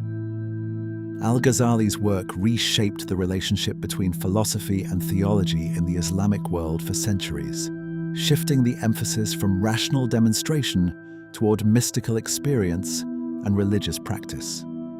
His Deliverance from Error, an intellectual autobiography describing his own crisis of doubt and eventual return to faith through Sufi practice, remains one of the most honest and moving accounts of philosophical and spiritual searching ever written. The Japanese concept of wabi-sabi finds beauty in imperfection, impermanence, and incompleteness.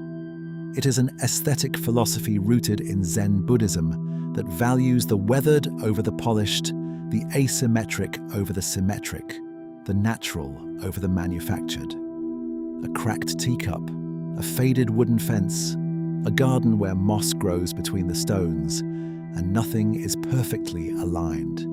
These are beautiful, not despite their imperfections, but because of them. Wabi-sabi is the opposite of the Western pursuit of perfection.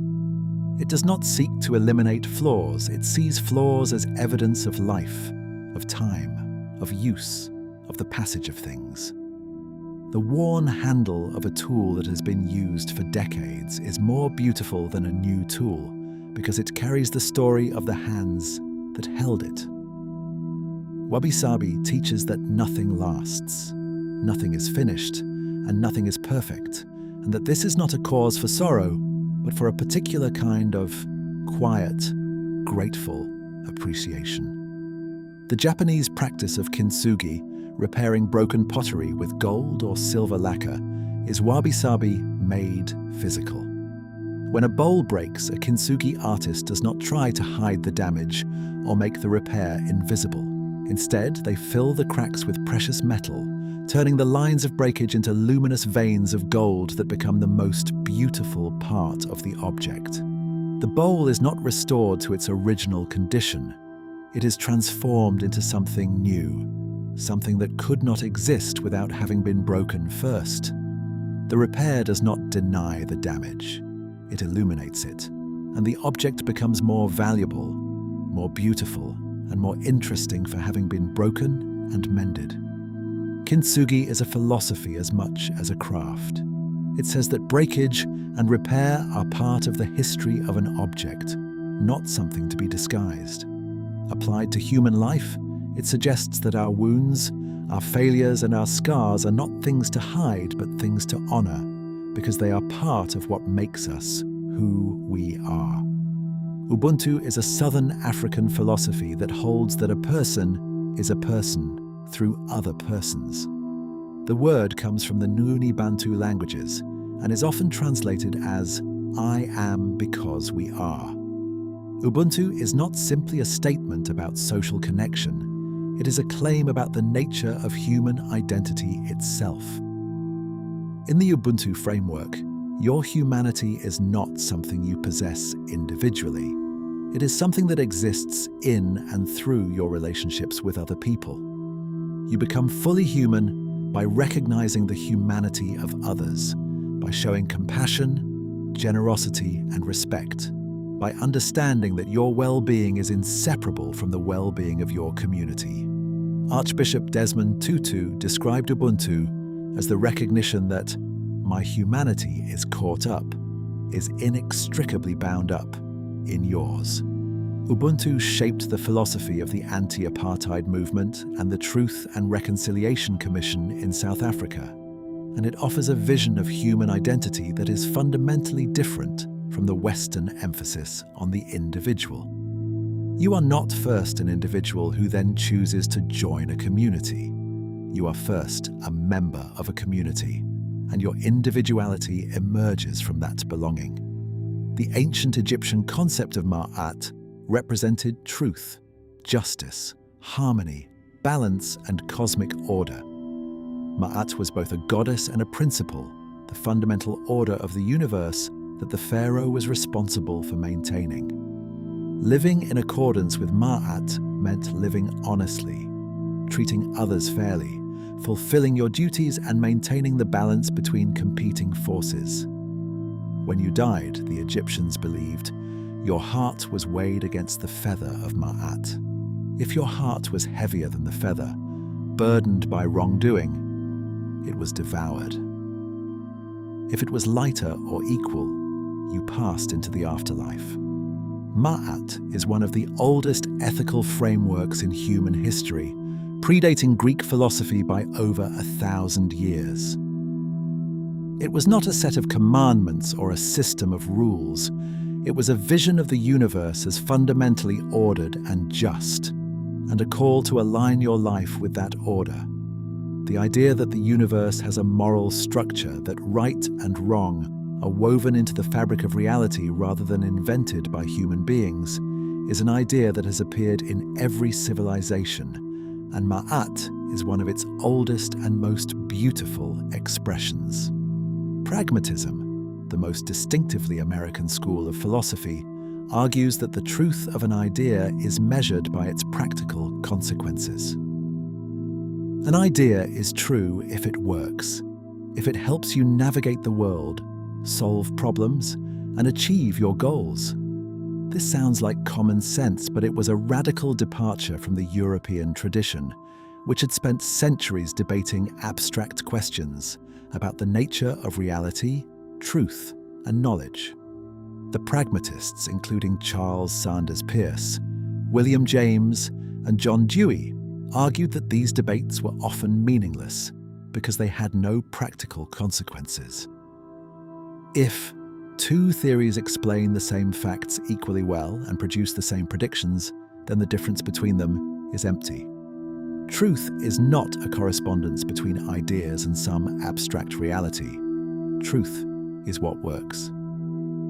James put it memorably, "The true is the name of whatever proves itself to be good in the way of belief." Pragmatism did not abandon rigor. It redirected it away from abstract speculation and toward the question that matters most. Does this idea make a difference in how we live? William James, one of the founders of pragmatism and the father of American psychology, argued that belief is not just an intellectual matter, but a practical one. In his essay, The Will to Believe, published in 1896, James defended the right to hold beliefs that go beyond the available evidence, provided certain conditions are met. When a choice between beliefs is live, meaning both options are genuinely attractive, forced, meaning you cannot avoid choosing, and momentous, meaning the stakes are significant, then you are justified in believing the option that works best for you, even if the evidence is inconclusive. James applied this to religious belief. You cannot prove that God exists. You cannot prove that God does not exist. The evidence is ambiguous. But the choice is forced, because you must live either as if God exists or as if God does not, and the choice is momentous, because it shapes how you live. In such a case, James argued, believing in God is not irrational. It is a legitimate exercise of the will in the face of genuine uncertainty.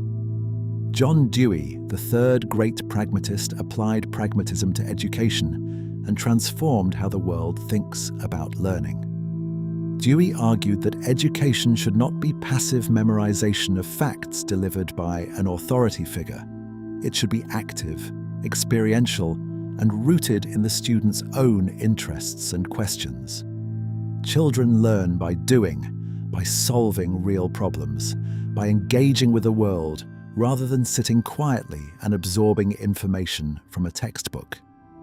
The classroom should not be a lecture hall. It should be a laboratory, a workshop, a community where students collaborate, experiment, fail, and try again. Dewey's ideas, developed in the early 20th century, were revolutionary at the time and have become the foundation of progressive education worldwide.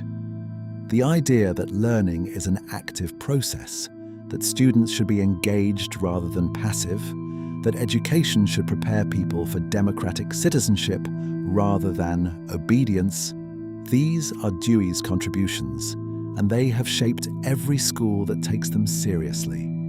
The philosophy of time asks a question that sounds absurd until you think about it carefully. Is the future real? Presentism says no. Only the present moment exists. The past has gone. The future has not yet arrived. The only thing that is real is now.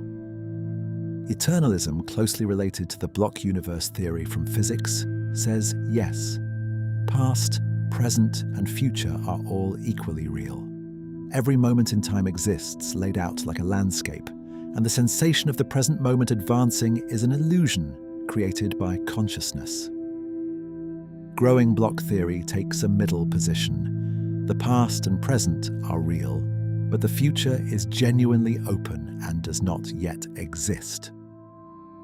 Each of these views has defenders. Each has problems. Presentism struggles to explain how we can meaningfully refer to the past or make true statements about it if it no longer exists. Eternalism struggles to explain the experience of time passing if all moments are equally real. The philosophy of time is a reminder that the most ordinary things in life, the ticking of a clock, the feeling that one moment follows another, are far stranger than they appear.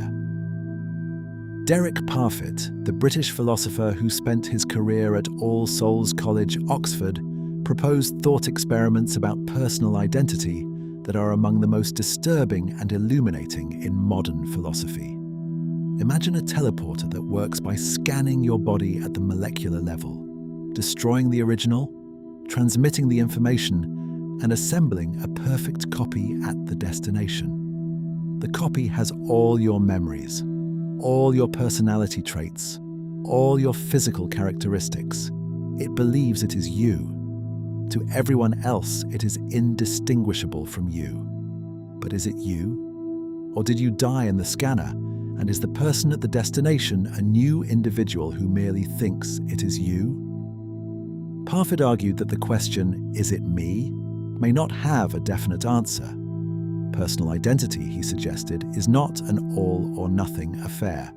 It is a matter of degree, of continuity and connectedness. And there may be cases where there is no fact of the matter about whether someone is the same person. This idea is liberating in a strange way. If personal identity is less fixed than we assume, then perhaps we should care less about our own survival and more about the continuation of what matters, our values, our relationships, and the good we leave behind. The experience machine proposed by the philosopher Robert Nozick in 1974 asks, if you could plug into a machine that gives you any experience you want, perfectly simulated and indistinguishable from reality, would you plug in? You could experience climbing Everest, writing a masterpiece, falling in love, anything at all, and it would feel completely real. You would never know you were in the machine. Most people, when asked, say no. They would not plug in, even though the experiences would be indistinguishable from real ones. Nozick argued that this shows we value more than just pleasant experiences. We want to actually do things, not just have the experience of doing them. We want to be a certain kind of person, not just feel like one. We want to live in reality, even when reality is harder than the simulation. The experience machine is a challenge to hedonism, the view that pleasure is the only thing that matters. It suggests that truth, authenticity, and genuine contact with the real world matter to us in ways that go beyond how things feel. Peter Singer's drowning child argument is one of the simplest and most powerful moral arguments ever made. If you are walking past a shallow pond and see a child drowning, and you can save the child by wading in and pulling them out, ruining your expensive clothes but facing no danger yourself, you should save the child. Almost no one disagrees. Singer then points out that children are dying right now every day of preventable causes, malaria, diarrheal disease, malnutrition, and that you could save some of them for the cost of a pair of shoes, a meal at a restaurant, a streaming subscription. The distance between you and the child does not change the moral calculus. The fact that you cannot see them does not change it. The fact that millions of others could also help and are not helping does not change it. Singer's argument does not demand that you impoverish yourself. It demands that you acknowledge the obligation and act on it. Many people find the argument irrefutable and yet do not change their behavior. That gap between what we know is right and what we actually do is in itself one of the most interesting problems in moral philosophy.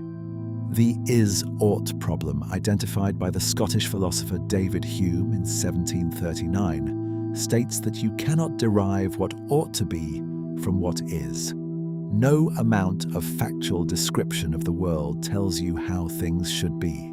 The fact that something is natural does not make it good. The fact that something is common does not make it right.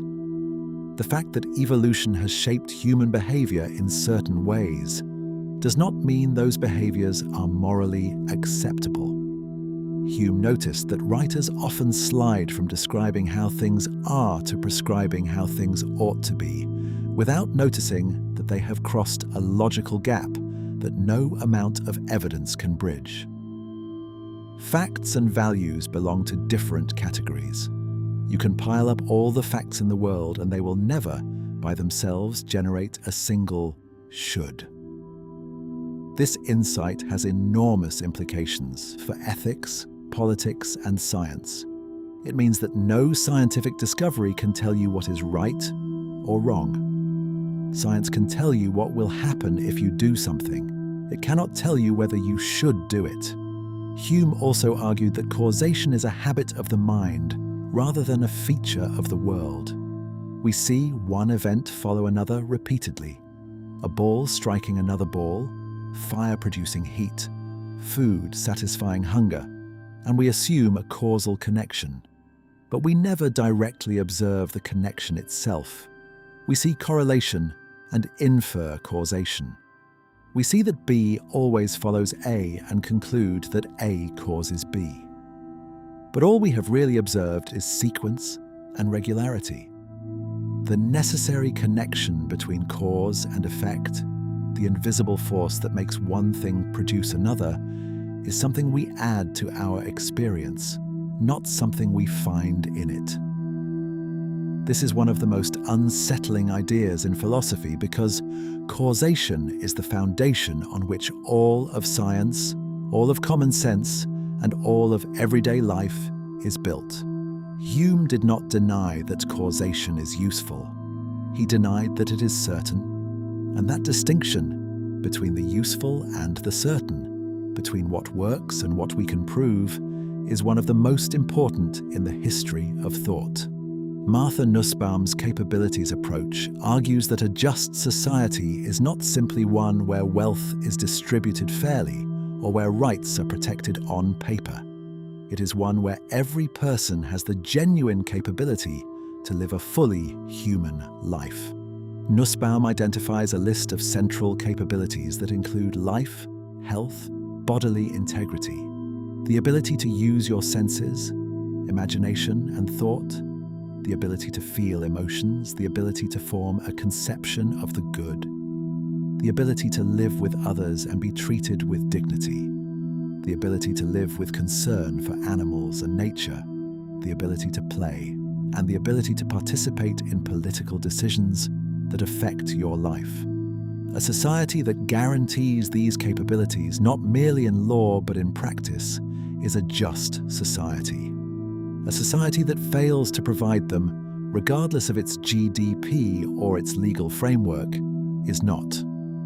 The capabilities approach has influenced development economics, human rights law, and international policy, and it provides a concrete, measurable standard for assessing whether a society is treating its members as fully human. The Stoic practice of negative visualization, imagining the worst that could happen, was not pessimism. It was preparation. The Stoics believed that most human suffering is caused not by events, but by our attachment to outcomes. We fear losing what we have because we have never seriously considered what life would be like without it. Negative visualization, which the Stoics called premeditatio malorum, involves deliberately imagining loss, the death of a loved one, the failure of a project, the loss of health, wealth, or status.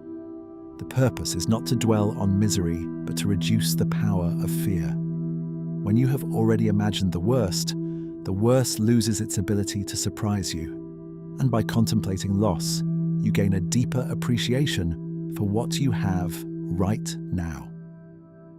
The exercise takes only a few minutes. You close your eyes and imagine your life without something you currently take for granted.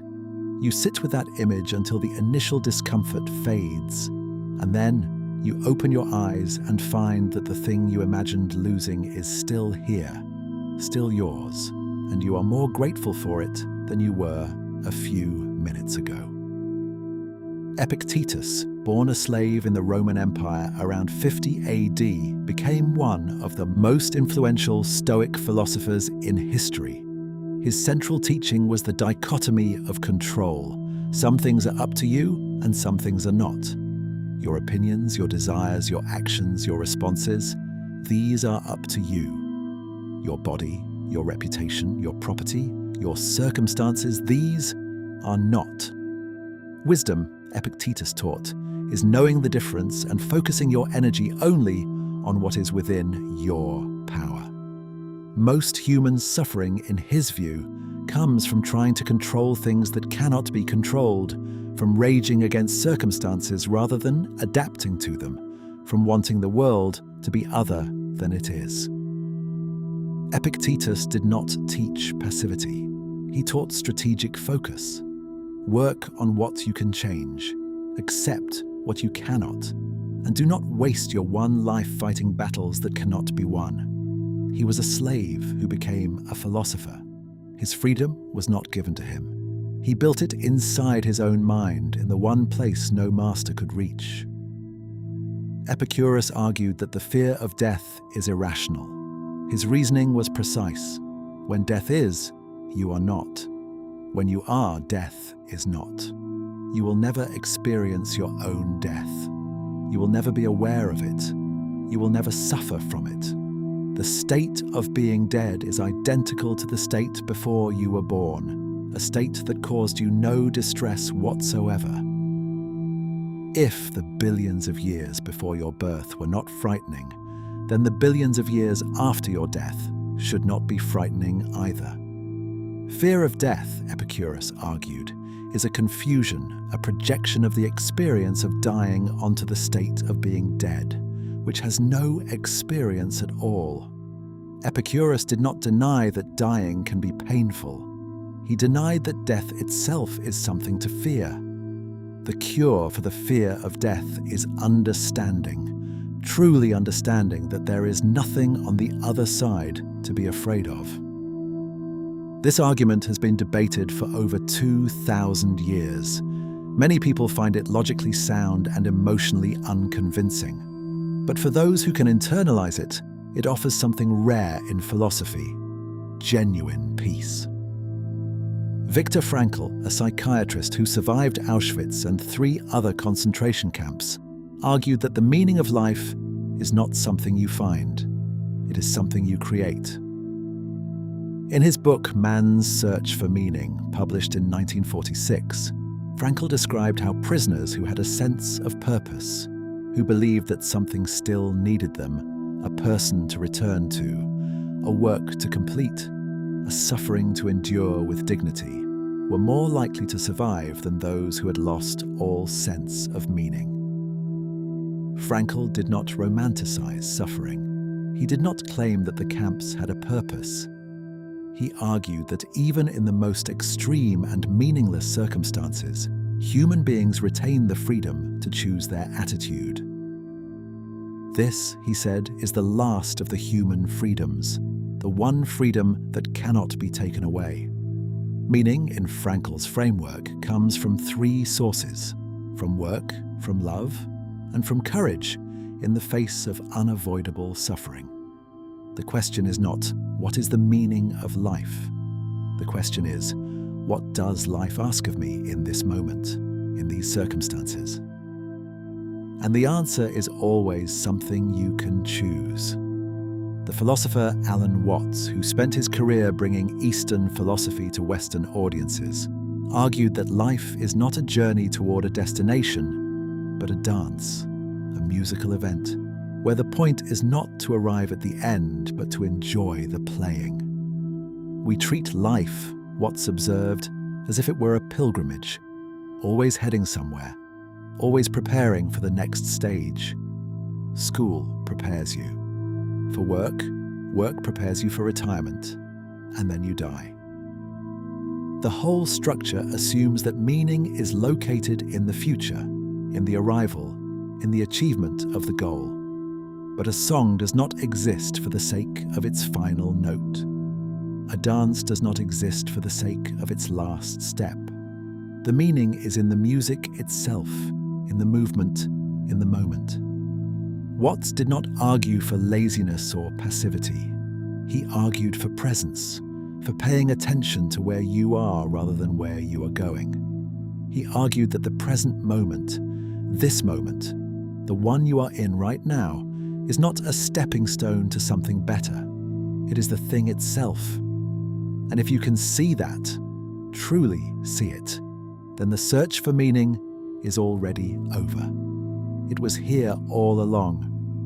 Bertrand Russell, one of the most important philosophers of the 20th century, wrote that the value of philosophy lies not in the answers it provides, but in the questions it asks. Philosophy, Russell argued, enlarges our sense of what is possible and frees the mind from the tyranny of custom. A person who has never encountered philosophy lives in a small world, bounded by familiar assumptions and unquestioned beliefs. Philosophy does not necessarily replace those beliefs with better ones. What it does is show you that other possibilities exist, that the way things are is not the only way they could be, that the convictions you hold most firmly may rest on foundations you have never examined. This expansion of possibility is, for Russell, the true gift of philosophy. It does not make you certain, It makes you curious. It does not give you answers. It gives you better questions. And better questions, Russell believed, are more valuable than comfortable answers. The unexamined life, Socrates said at his trial, is not worth living. He did not mean that people who do not study philosophy are wasting their time. He meant that a life lived without questioning, without wondering why you believe what you believe and do what you do, without ever stopping to ask whether the way you are living is the way you should be living, is a life that has missed something essential. The examined life is not necessarily a happy life. It is not necessarily a successful life. It is a life that has been thought about, questioned and chosen rather than merely inherited. Socrates did not claim to have the answers. He claimed to have the questions. And he believed that the act of questioning, of sitting quietly with the deepest puzzles of existence and refusing to accept easy answers, is itself one of the highest things a human mind can do. And that is where we will leave it tonight. 100 facts about philosophy, from Thales and his water to Socrates and his hemlock, from Plato's cave to Aristotle's encyclopedia, from the Stoic emperor writing in his journal to the cynic living in his jar, from the Buddha's middle way to Laozi's flowing water, from Descartes doubting everything to Kant's thing in itself, from Nietzsche's eternal recurrence to Camus' happy Sisyphus, from the trolley problem to the ship of Theseus, from the liar paradox to the veil of ignorance, from the hard problem of consciousness to the golden cracks of kintsugi, from the oldest question, why is there something rather than nothing, to the simplest question, how should I live? Philosophy has no final answers, and that is the point. The questions are the point. The wondering is the point. The quiet, patient, endlessly generous act of sitting with something you do not understand and refusing to look away. That is philosophy. That is the love of wisdom.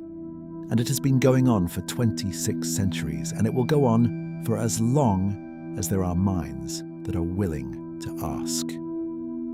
You do not need to remember any of it. The questions will still be here in the morning. They have been here for a very long time, and they will wait for you. For now, there is nothing to solve, nothing to prove, nothing to decide. Just rest. Let your breathing slow. Let your thoughts soften. Let the oldest conversation in human history carry you gently towards sleep. Thank you for spending this time with us. Sleep well. Good night.